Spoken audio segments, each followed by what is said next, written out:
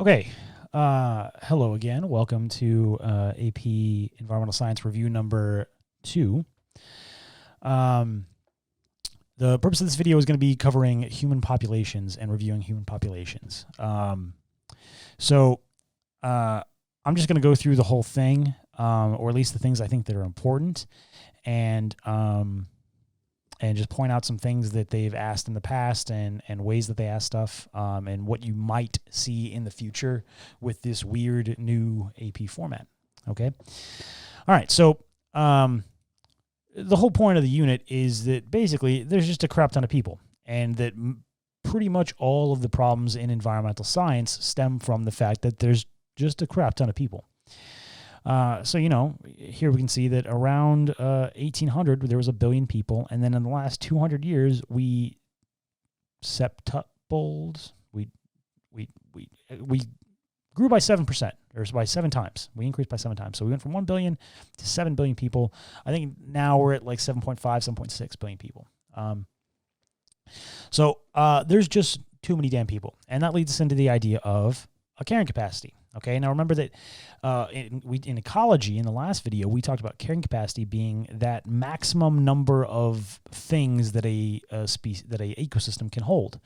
And now that ecosystem could be a forest, an ocean, a lake, but the globe also has a carrying capacity. And we don't know what that number is. We don't know what's the maximum number of organisms that this planet can hold.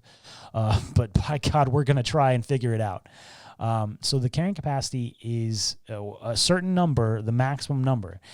Now, what you can see here is that we're going to grow exponentially, okay, which means that we're pretty much going to go straight up without any sort of limit on, with nothing slowing down the number of the increase, okay? Now if we go back to this graph, we are growing exponentially right now. This is exponential growth, meaning that we are growing at a fast rate, basically just straight up.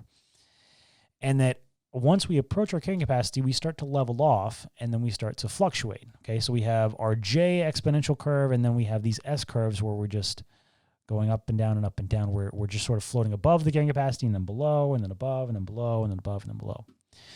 What is that for the planet? What is that for people? We have no idea. Okay. And there's really 3 things that have resulted in our carrying capacity increasing, and our exponential growth being even more exponential than it was the first however many million years of life. Those 3 things are right here. Okay, so humans developed the ability to expand into new habitats in different climate zones. So we're able to live in places that we've never been able to live in before, right? We can live in extreme cold, we can live in extreme heat, pretty comfortably, and we can reproduce and populate those areas. We've developed, we've made massive leaps in agriculture, so we can feed more people than we ever have before. Okay. We're able to produce food smarter and more intelligently, and even genetically modify it to the point where food is not an issue for anybody. And then the last one is probably the most important one, sanitation, antibiotics, and vaccines. So essentially, as we're at the top of the food chain, the only thing that we had to limit our population was the things that we couldn't see, right? Organisms that were small, that we couldn't tell, that were going to kill us, diseases. And with the advent of antibiotics and vaccines, it's not an issue anymore. And so that's why we saw this exponential growth at around 1800, because that's when we started to develop antibiotics and vaccines and better ways of sanitation. And without the only thing, that was the only thing to limit our population. And without it, our population started to grow exponentially. Our death rate dropped dramatically, and that's why we've had more people. Okay. So those are the 3 things that have contributed to the world's population being way more crowded than it has ever been before. Okay. Now, population has generally been a math-based, a source of math-based questions. Okay. So there's a couple of equations that you should probably know, and by far, I think the most important one is going to be doubling time, the rule of 70. Okay. The rule of 70 is that you take 70 and divide it by the growth rate of a population, and that will give you the amount of time it takes for that population to double. Okay. So a population of a country has a rate of 5%. You take 70, divide it by that 5%, and that means that it has a rate of doubling in, I don't know, whatever 70 divided by 5 is. But that's the number of years it would take to double. Now, I've seen them ask you this in a number of ways. The main one being like, population doubles in 25 years. What is the growth rate? Okay, so if you know how long it takes a population to double, then you can figure out the growth rate from that. I've also seen them give you a graph, and I remember we talked about this at the time. They'll give you a graph, and they'll say, this is time, this is population, and they'll say, okay, well, over time, this has been the population increase. What was the growth rate of this population? Well, you could look at this thing and be like, well, okay, and at this time it was 10, at this time it was 20. That time period is about 5 years. So if I know the doubling time is 5 years, then I can figure out the growth rate by just being like, okay, well, it's 70 divided by X is equal to 5. So what gets me that? Okay. There's a couple of other ones. Annual rate of change, which is just birth rate minus death rate divided by 1,000. Or population change, where we look at the births plus the people immigrating, and we subtract the deaths minus people emigrating, and that gives you how much population has changed. But some of the other, probably the second most important one behind doubling time is going to be fertility rates and knowing what fertility rate means. Okay. So we have replacement level fertility, which is the number of children it takes to replace a couple. Remember, it takes 2 people to have a kid. If you didn't know that, 2 people. So why is it not just 2? How come a couple doesn't have to have 2 kids in order to replace themselves? It's actually higher than that. Okay. There's total fertility rate, which is the average number of children a woman has in her reproductive years. Okay. And those are the 2 most important ones. So replacement level fertility is higher because you have to incorporate mortality rates, infant mortality rates. So in America, the replacement level fertility rate is about 2.1. Okay. Because it takes about, because our infant mortality rate is so low that we are closer to that having 2 kids to replace the 2 parents number. But in a country that has a much higher infant mortality rate, meaning there's a greater chance that they have a baby and that baby dies, the replacement level fertility is about 2.5. Because if I have 3 kids, there's a high chance that one of those 3 kids is going to die, leaving me with the 2 kids in order to replace me and my wife. Okay. So that's replacement level fertility. Total fertility is just the number of kids that a woman is going to have in her lifetime in that country. So you can see most developed countries are in the 1 to 2 range. Okay. And we'll talk about the reason why here in a second, but our not developed countries, essentially the entire continent of Africa, the Middle East, and South America, they're a little bit higher, where women are viewed more as, it's sort of like their job is to produce kids. Okay. That's their main point, is to produce kids. And so in countries that are patriarchal, that are male dominated, and women don't have a lot of rights, that's their main job. Or at least it's viewed as their main job.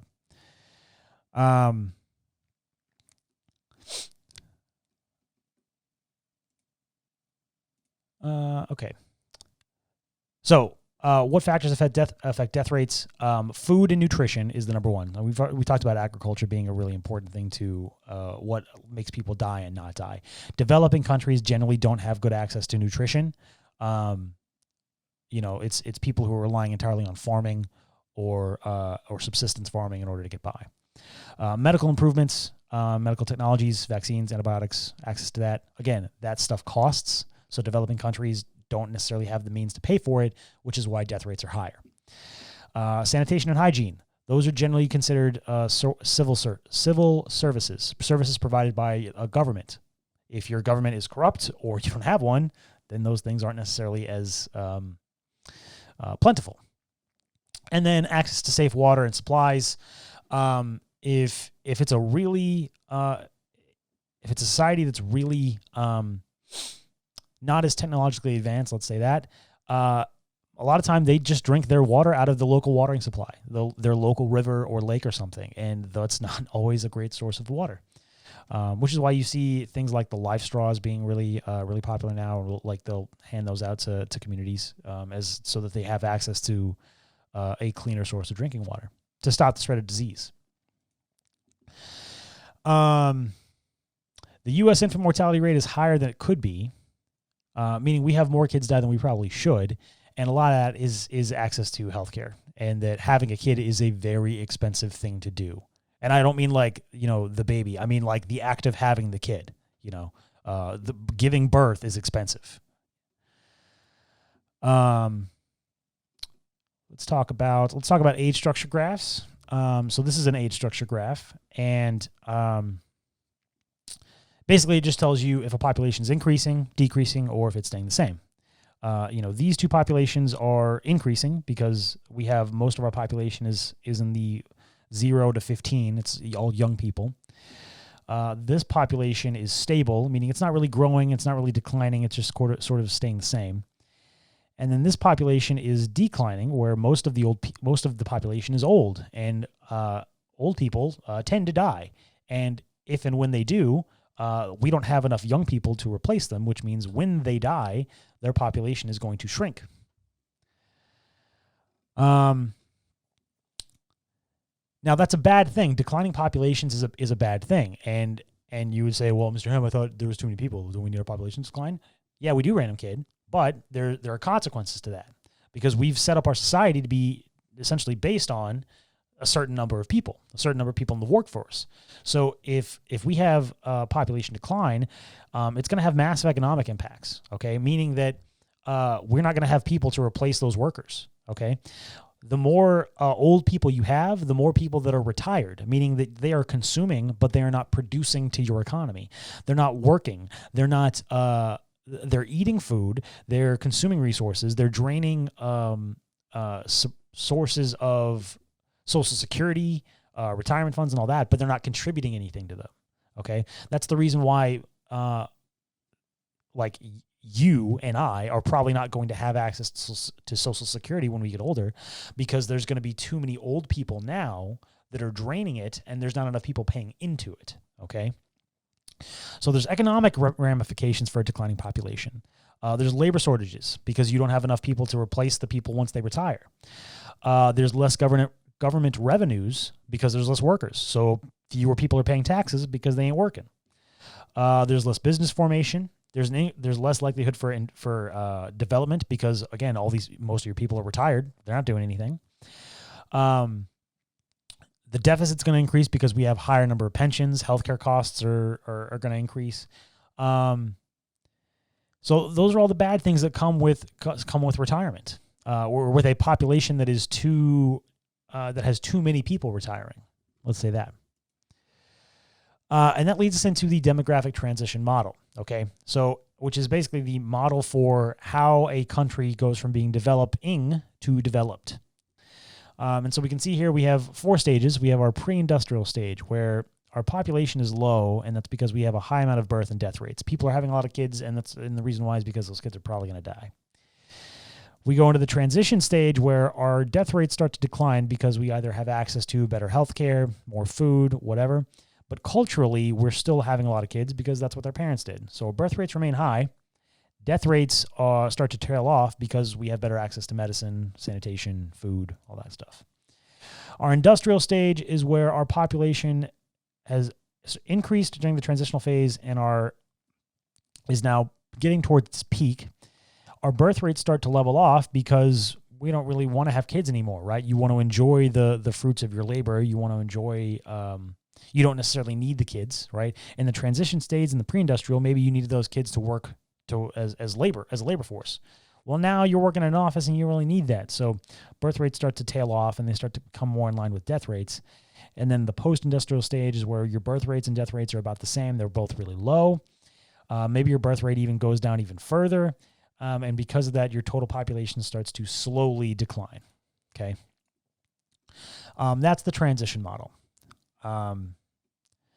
This basically just tells you can pretty much put any country in one of these phases, depending on if it's developed or developing. most of the things that are pre-industrial are developing countries, and then post-industrial is obviously developed countries. Okay.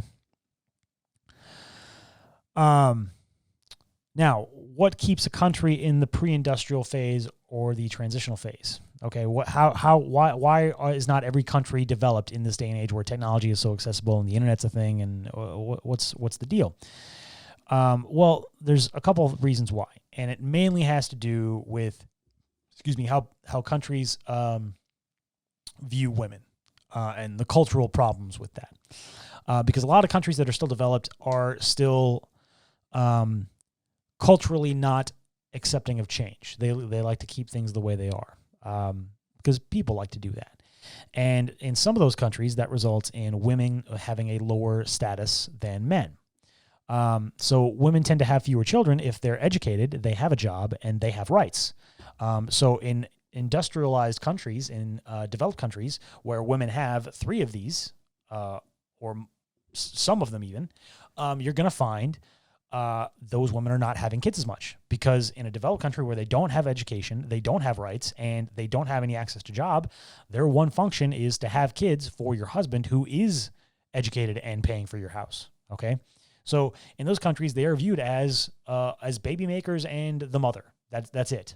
Okay.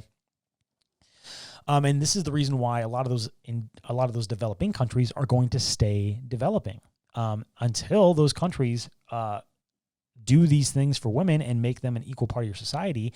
They're literally holding back half of their population, and it's hard to be developing when you're trying to push half of your population down, keep half of them down. So best way to slow population growth and to become a developing country is to invest in family planning, right? Educate people on the importance of family planning, not having, a large number of kids, and ways to protect yourself against diseases, STDs, things that could kill you. Try and reduce poverty, right? Which would include giving half of your population, women, jobs. Okay. Raise taxes, right? Do things to make people not poor. Okay. And then lastly, elevate the status of women. Okay. That's how you take a country from developing to developed. And the problem with most of these is that the reason why they don't do them is because they're culturally stuck into those ways. Okay. And the 2 biggest examples that we talked about were India and China. Okay. China is the largest developing country. By 2050, India is predicted to pass it. Pakistan is supposed to become the 3rd, with Iran and Ethiopia following. So those are the top 5.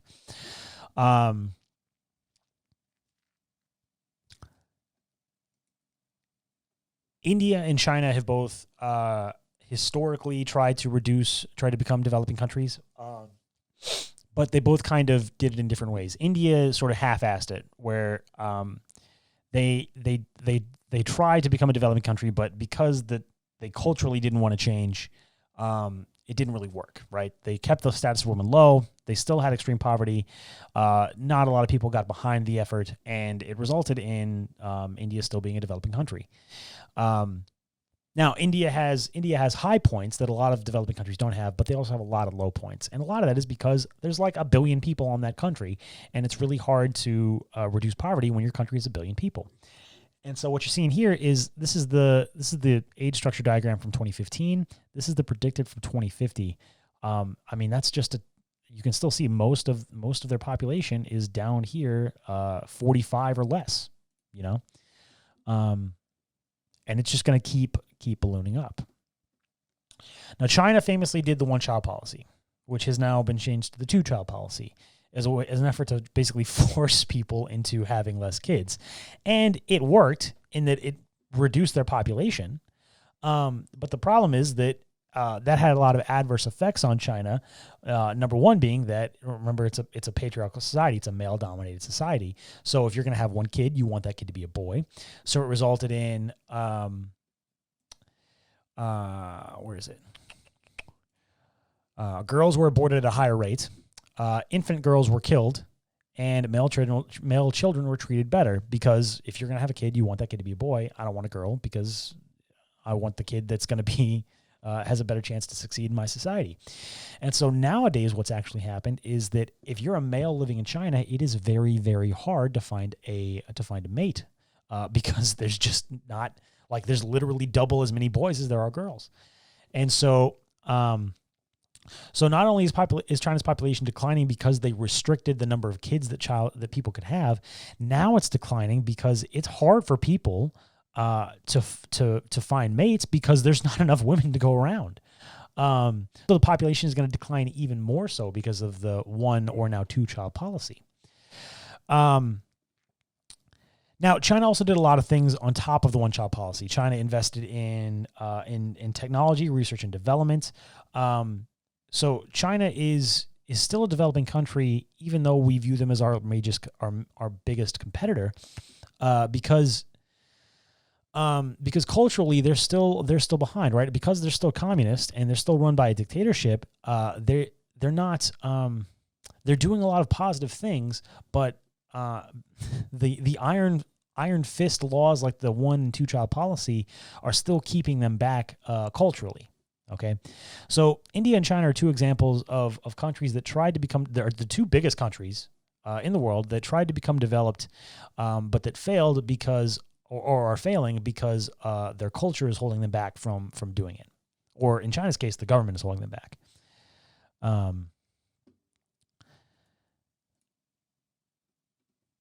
Now,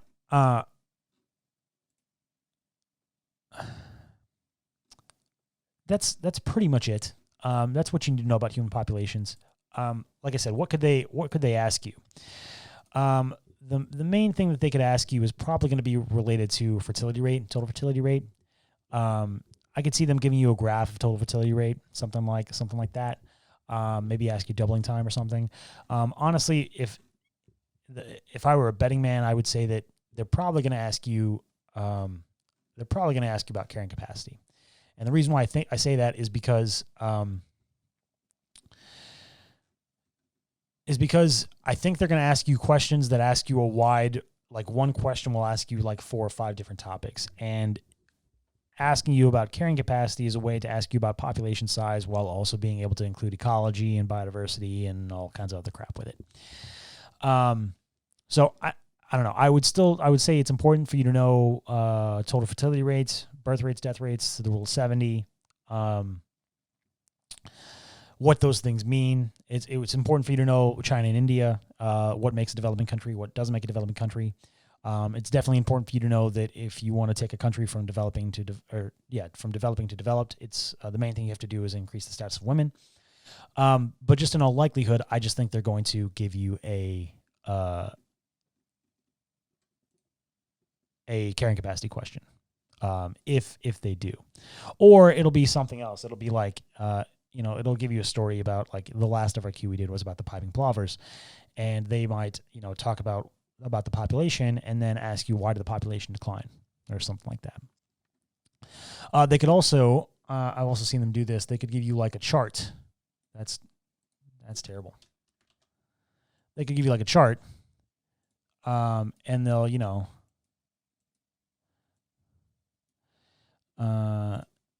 it might be total fertility rate and then year, so it might be like 1950, 1960, 1970, so forth.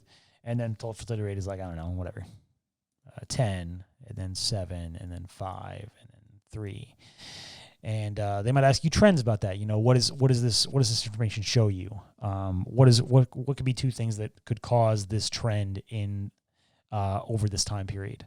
And you would say, well, the total fertility rate is declining. One thing could be maybe this country increased the status of women, resulting in lower fertility rate. It also could be maybe this country had better access to medicine, which caused the total fertility rate to decrease. Okay, I don't know. But if I was a betting man, I would say it's going to be something like that. Okay, I would say that again, this has generally been the topic where they ask you a lot of math-based questions: calculate population change, calculate rule of 70, calculate doubling time. A country has a birth rate of this and a death rate of this. What is the change? And And I'm not going to say that they're not going to ask you calculation. I still think you should have a calculator and you should be ready to calculate something. But I think it's more likely going to be here that we're going to do the math for you, and then it's up to you to analyze the math that we already did.